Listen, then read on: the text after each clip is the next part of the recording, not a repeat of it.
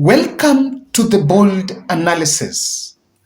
Did you know that the port of Mombasa is the largest, busiest port in East Africa and fourth in Africa, only coming after the port of Durban and Richards Bay in South Africa and that of Port Said in Egypt?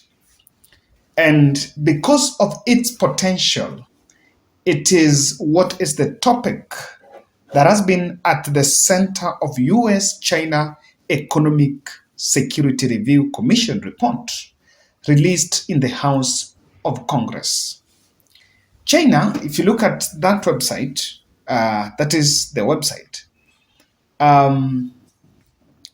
the US-China Economic and Security Review Commission released annual report on Congress.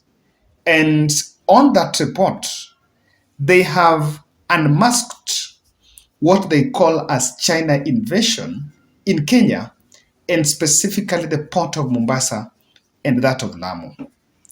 They are accusing China of using Kenyan ports to advance its military agenda 3 months into William Ruto's tenure. So part of what is there, Washington accused China of investing heavily in the port of Mombasa and that of Lamu in a report. And they are saying that they are reading some sinister move in those investment plans. So since William Ruto's, during the electioneering period, and there was a very strong debate on this country on foreign infiltration in our electoral system. And for over now few months, President Ruto has come under sharp criticism that he seems to be going to the West and showing the East his back, which is a departure from his predecessor, from former President Uhuru Kenyatta's mantra, who was perceived to be more pro-China. And he actually, in an interview, he defended himself, saying that China was offering cutting-edge solutions that Africa really needed, or rather, that Kenya needed. And this has been the topic because it is in public domain that one of the things that we've been seeing is members of executive meeting delegations after delegations, majority of which come from the US. So this has been here with us. And regarding Gachagua, I think when William Ruto came from South Korea, speaking in Karen Sitam Church, he also confirmed that Kenyans were criticizing President Ruto over the China links, over the US links. You have just come from South Korea, where you have successfully mobilized millions of dollars to assist this great country. These people, where you are away, crafted a narrative that now that you are succeeding and the world has accepted you and accepted your leadership, and they are responding to your various engagements, that William Ruto is a puppet of the West. We have told them, President William Ruto has the exclusive mandate from the people of Kenya to engage the West, the East, the North, the South, and anybody who means well for this great country. The two upgraded ports and the upgraded ports offer China strategic commercial and trade advantages and also provide it with dual use. That's what the report is saying. Potential for military functions, US claimed. US further accused China of advancing military agenda in the guise of promoting peace in Africa. So this debate has been here with us for some time. And if it reaches a point where it's emerging as part of this special report that is tabled in the US Congress, then it is bigger than how the Kenyan media have been treating it. That's what I can say. The discussion has been here, and I remember when we released the SGR documents, it exposed, it actually revealed on the deal, the loan deal between Kenya and China. They built the SGR. Kenyans have been asking about the Nairobi Expressway. And of course, it is a PPP model where we borrow loans, we build our structures here, and after building our structures, part of our assets are being used as collateral to those loans. Then the loan is paid on service so that when, like for SGR, the more it generates revenue, that revenue we use it to pay the SGR. And after some time, after that is paid up, then the infrastructure will remain with us. It's actually a give and take model. And now China seems to be, US seems to be poking holes in this. It opens up a Pandora of thoughts on what exactly we're dealing with. The reports also say that China wants to sell themselves in Africa's most helpful partner. I think 11 months, I think that was last year, there was a report that emerged that China wanted to take over Ugandan airport. I don't know whether you bumped on that. So what I'm just trying to, I got this clip, and this gentleman even showed that a video where someone was selling some granaries in the airport. So I'm trying to pick that so that we see that what we are talking about is not only a Kenyan issue. It is a model that Africa has been using. PPP model is a model that Africa has been using to fund itself. Though Kenya is a very strategic investment partner for the world's biggest economies. There's actually Look at something really this weird video. happening in Africa right now. Um, People have been talking about China recolonizing Africa, and it's not going unnoticed as so many things have really been happening. The most recent incident happened in Uganda, where the only international airport, the Entebbe International Airport, which is the only international airport that Uganda has been taken over by China. And this is not unconnected with the fact that Africans have been taking great loans from this country and paying them. It's actually an issue. So I don't know if it's really worth it to have to take this kind of loans and we cannot actually pay. One of the most viral video that just went out a few days ago is about a guy who actually was seen selling grasshoppers on the aircraft. That's on the same Ugandan aircraft. About what is actually happening in Africa. Is Africa really getting recolonized again, or are we selling our birthright? Can we not afford to fund our own projects? The revenue we generate fund our project. This is an airport that has almost 2 million passengers every year. Are we not making enough in taxes and in fares? And even from the airlines that use these airports, what is actually happening that it has gotten to the extent that other nationalities are taking over? See the issue in Uganda. You can see that right now in Nigeria we don't even have a national carrier. So I would like to know, what do you think is the issue, and why is it that it's getting to the level where we cannot handle our own business and we have to bring foreigners to run it for us? Can we not maintain our own projects? Don't we have professionals? Ladies and gentlemen, that happened just here in Uganda. The reports about China wants to accusation military base had been released by China back in the past, and they were actually dismissed by the allegations had been leveled against China by US even in the past. But the China team, government dismissed those reports, saying that they're just using those Cold War books to make sure that they push China out to win very big investment deals.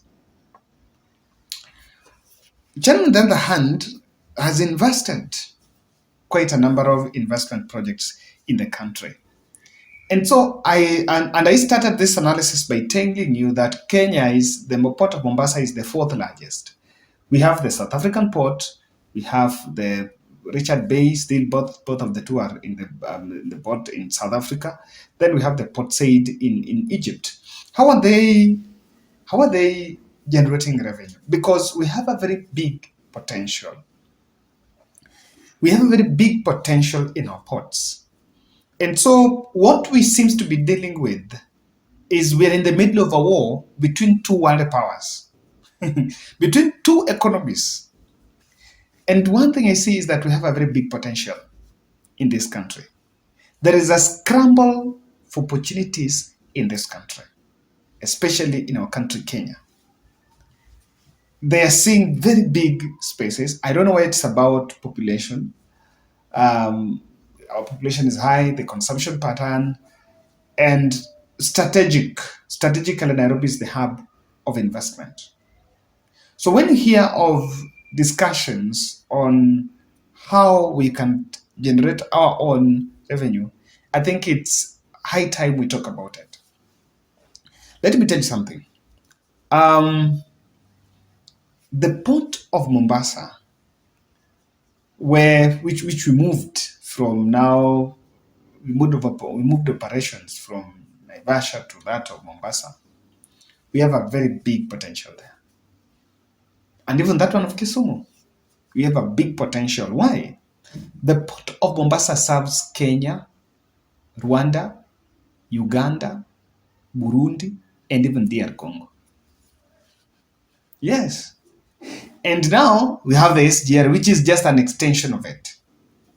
It's just a supportive infrastructure on that SGR. So I've always asked, yes, I know there are critics, why people who are asking. Someone saw the port and decided that we need to get an idea of coming up with an SGR to move goods through the port. But even though we used to move goods through the road, did it boost the number of imports that we're now doing? Did it boost? That's a question. And the discussion of taking the port to Uganda, will it be one that is going to help us maximize? I just want to go straight to the point and say this. Because we have merchants of status quo, we are likely to get consumed in this Cold War between the two superpowers. And that runs the risk of eroding our democratic processes. That we run the risk because if what America is saying is something to go by, then they will really embrace William Ruto. And embracing William Ruto means you remain with him. So if China also feels they are getting shortchanged, what will stop them from coming in? So the merchants of status quo will really erode our democratic processes. My good friend was telling me, Kevin, really should not vie because already America had Turkey. So even if he comes to vie, he cannot win. No, my good friend there was telling me, he was speaking in terms of a joke that I think now, kama itaka maybe sasa another superpower ikuje sasa, that is how it has gotten. It runs the risk of eroding our democratic processes. So I think the question that we need to ask ourselves is very clear. How can we exploit the potential and generate revenue locally to fund our projects? And also, because we want to be a productive economy, to increase our exports. So that, because when we have more exports than imports, then we are better than having more imports than exports, because imports are more expensive. But when you are exporting, you're the one who is now generating the dollars back home. So we need to look at it. And I have seen a lot of investments into structures that that solve problems. Like, for example, we have food problems, so we want to build dams so that we can irrigate and increase food. Um, that one is on the dam side. I think we need to look at industrialization. We need to look at industrialization and push more of other industrial exports than to outdo the agricultural exports. Of course, we have the biggest income now is agricultural export. That is the tea, that's the coffee. I think we're also doing pyrethrum and horticulture. So agricultural exports is really doing it well. But we also need to upscale on industrial exports because that is going to help us to balance. And okay, will be a takeoff. The question is, how can we generate locally? Because we have the potential. Already a neighbor is coming telling you that this piece of land, ukinipatia, nitatengeneza this amount. Give me, someone comes and tells you, I want you to sell for me this piece of land. Then he's willing to pay double the price. What does it show? That it has a big potential and there is something that we are not seeing. It's high time we look at our current expenditure and reduce so that we develop this Ruto nation. What is packaged as helping the Kenyan people and solving our problem, especially the biggest problem we have now is food security. What is packaged as solving food security problem is actually a scramble to control the world. It's not what we are being sold, is sold to us. Very short story about DRC. I was just reading, I think I was listening to reading one of the articles that Goma is where is the base of M23. And that is an entry point for Kenyan trucks that are getting there.